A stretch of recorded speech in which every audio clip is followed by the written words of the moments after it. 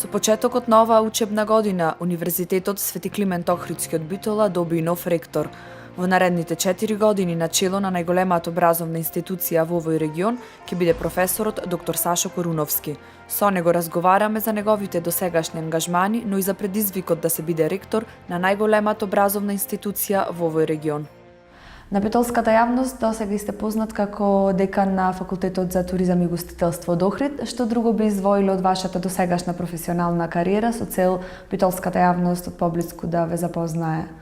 Се разбира. Она што би рекол повеќе да ги освежам сеќавањата на битолската јавност, затоа што јас сум битолченец, роден битолченец, кој што ево кариерата го однесла на некој место да професионално да работи. Она што треба да го кажам е дека сум архитект, специјалност историја на архитектура, ревитализација на градителско наследство, кариера врзана претежно за Факултетот за туризам, но и за Филозофскиот факултет во Скопје. Така. По вашиот професионален ангажман во Охрид, сега се враќате во Битола на Битолскиот универзитет како ректор. Дали е посебен предизвик тоа што сега ќе работите во вашиот роден крај? Се разбира, ако човек размислува за еден успешен пат на една кариера, ова е нешто што би го посакал. Моето задоволство е дека сепак дел од тие со нешта се остварени како ректор на Битолскиот универзитет и тоа во градот каде што сум роден, што ми дава за една добра основа дека со сета сила ќе се трудам овој универзитет да биде на едно високо ниво на образовниот простор. Така. Пред да продолжим да зборуваме за вашите проекти и планови, би сакала да го представиме тимот на соработници со кои што ќе соработувате во текот на вашиот мандат.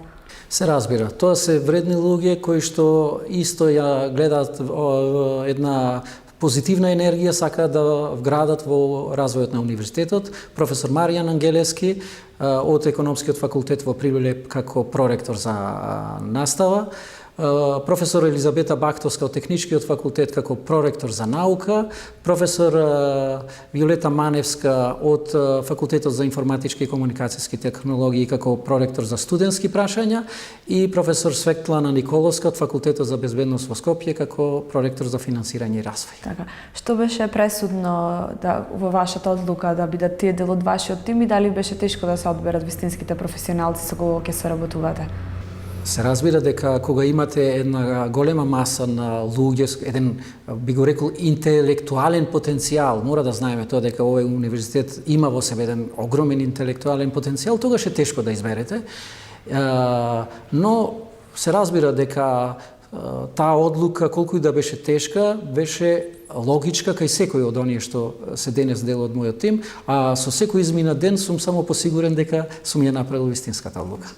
Универзитетот Свети Климент Охридски од Битола е вториот државен универзитет во Република Македонија и најзначајна установа од областа на високото образование во регионот на југозападна Македонија. Специфичната хетерогена образовна понуда на универзитетот, која што покрива најразлични научни дисциплини и едуцира профили компатибилни со барањето на актуелниот пазар на трудот, е представена со 42 студиски програми за првиот циклус на студии и 81 програма за вториот циклус студии.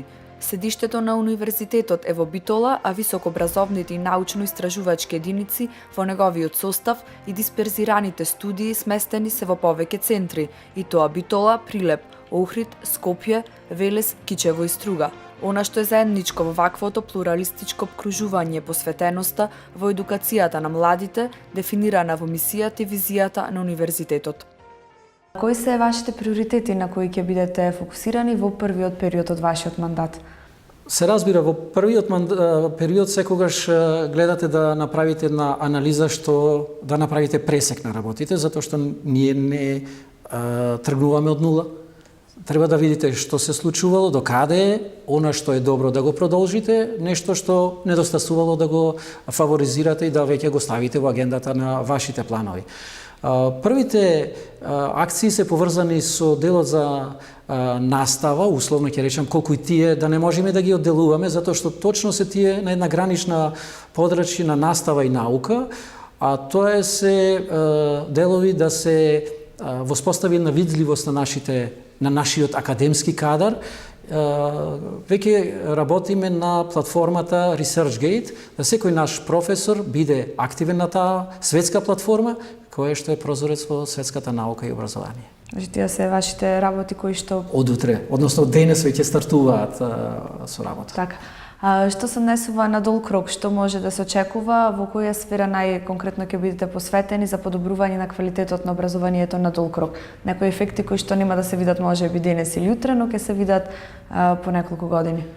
Се разбира, ние и од денес за утре го правиме таа само евалуација на универзитетот, затоа што до нова година таа мора да биде готова и вчера имавме со таа комисија еден така обсежен состанок.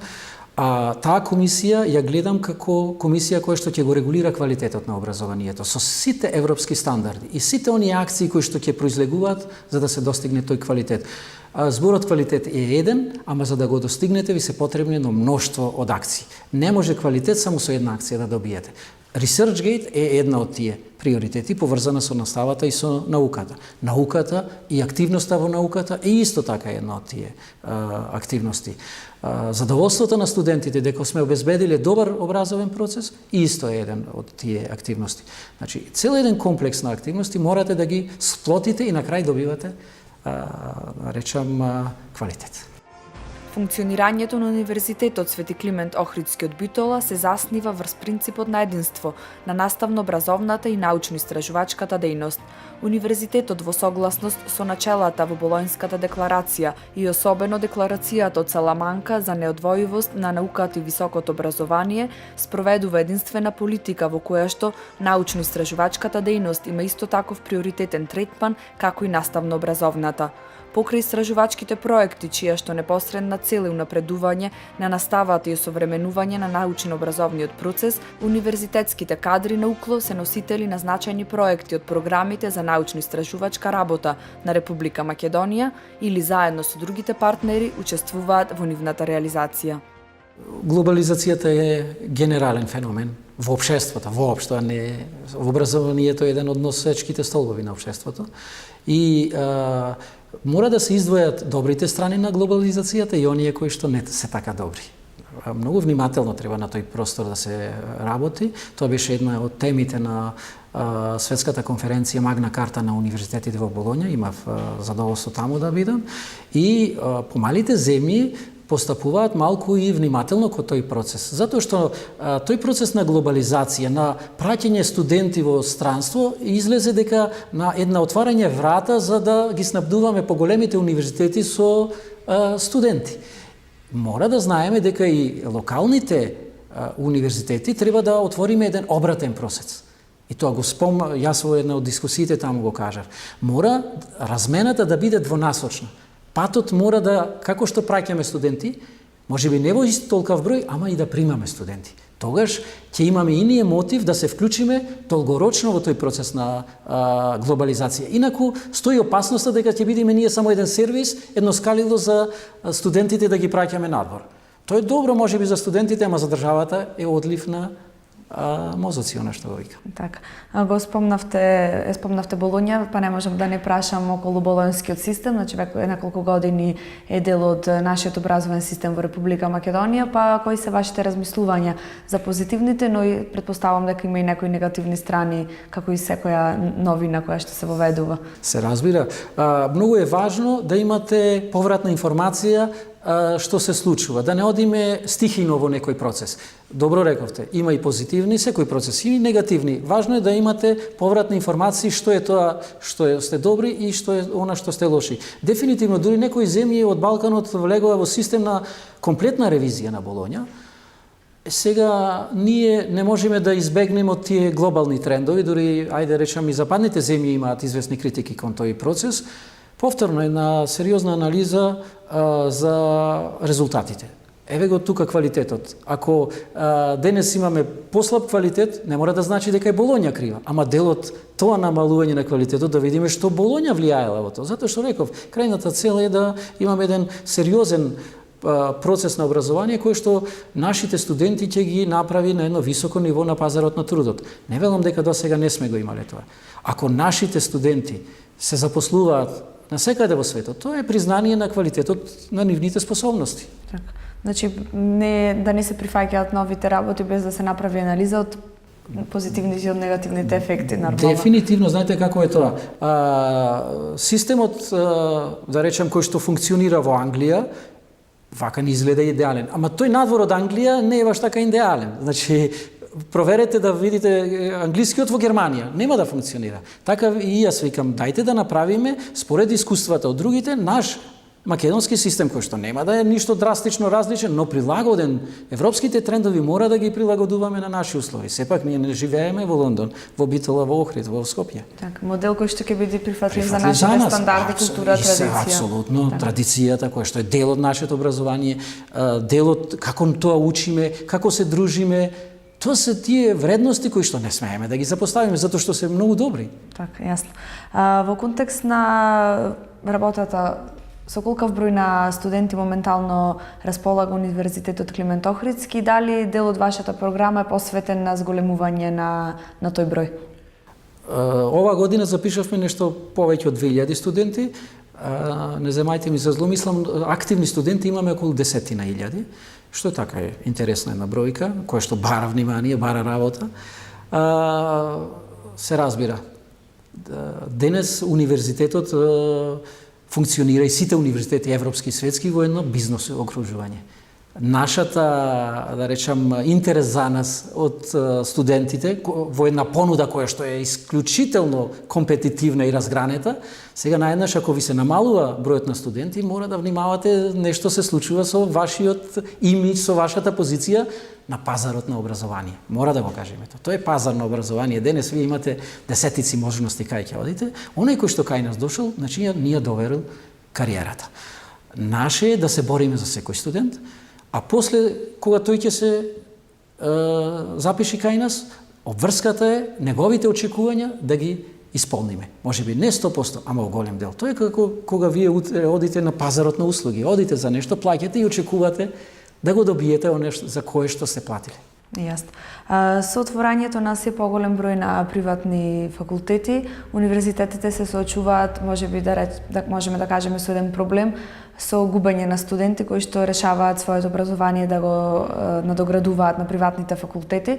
Дали УКЛО се соочува со тој проблем и дали имате вие некои идеи, планови како може тој проблем да се надмине?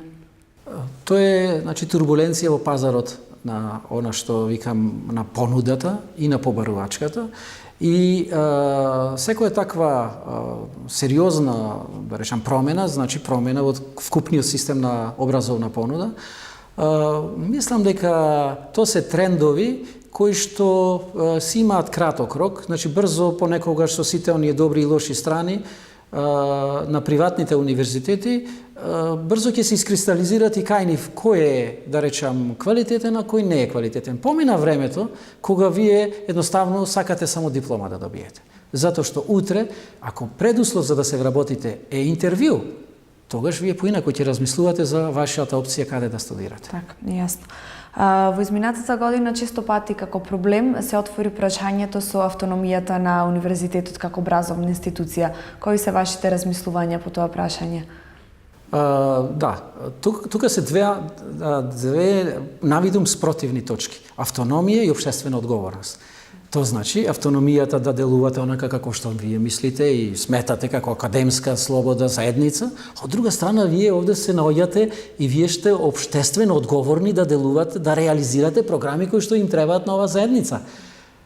Ајде компромисот меѓу овие две, да не сме ние само задоволни како академија, професори, дека ние сме крајот на светот, но и заедницата треба да свати дека акциите кои што ние ги превземаме понекогаш се долгорочни, не се од денес за утре. И тука е повторно диалогот меѓу нас, меѓу тие стейкхолдери. Сите засегнати страни треба да кажат што сакаат, што бараат во тој процес. Затоа што, видите, многу често бизнис заедницата бара готов, условно ќе речам, производ. Човек кој што од утре почнува да работи. Но често тој е техничар. А ние сакаме човек кој што има визија за подалечна една иднина. Ајде да ги споиме тие две работи. Затоа што оној кој што чисто механички ги извршува работите, нема визија за едни подолгорочни процеси и креација на една инаква иднина. Значи комплетна личност каза. Апсолутно. Инаку сте вие во еден процес на машина од овде до овде да го изработите производот. Ама дали само такви ни требаат? Така, јасно. Универзитетот Климент Охридски во себе содржи голем број на факултети. Каква е вашата релација како ректор со деканите на сите тие факултети, соработката, што може да се очекува? Соработката е на високо ниво, затоа што јас и како декан бев дел од таа ректорска управа, едноставно се познаваме и гледаме да си помогнеме. Порано се сметаше дека некои од факултетите се конкуренти меѓу себе. Напротив, ние сме никако не сме конкуренти, затоа што УКЛО ги дава понудите. УКЛО јачината е во собирањето под еден капа, под еден чадор на оваа институција и после излегуваме понатаму ние комуницираме со другите. Тоа значи ако имаме едно степено согледување на она што факултетите имаат пак сега своја автономија. Јас како ректор немам амбиции да знам за секој факултет кои се нивните интереси или пак цели кои што би биле краткорочни, долгорочните би требало да ги знам. Но често иницијатива треба онај bottom up да го направиме тој процес и наеднаш ќе видите колку многу интересни идеи имат кои што и вие на генерално ниво треба да ги спроведите. Флуктуирањето на информациите е суштинско. Ние прво треба да сватиме дека сме една куќа и треба едноставно да комуницираме меѓу себе. Така. На крај, што им препорачувате на студентите на Универзитетот Климент Охридски? Каква соработка тие можат да очекуваат со вас и дали сте отворен за, не знам, нивни размислувања во текот на вашата работа и слично? Се разбира дека студентите се сршта на нашето постоење. Почитта према студентите е почит према еден значаен дел од вашата организација, тоа е универзитетот. Секогаш сум отворен не само со студентите, со секој кој што добро му мисли на овој универзитет. Затоа реков, не сме ние најпаметните. Многу често ќе слушнете некој разговор, некоја идеја која што бочно ќе слушнете наеднаш сваќате дека таа е интересна и може да влезе во вашите планови во иднина, а студентите ги имаат ја имаат таа виталност и понекогаш храброст да ни кажат за некои работи и одлуки што треба да ги донесеме, за кои што денес ние се плашиме да ги донесеме. Така. Ви благодарам за времето, ви посакувам успешен мандат како ректор и овој универзитет да продуцира што повеќе квалитетни кадри во иднина. Ви благодарам на поканата и се разбира дека ова е универзитет со кој што сите треба да се гордееме. Така. Секако наш универзитет на крајот на денот. Ви благодарам на времето што еднаш.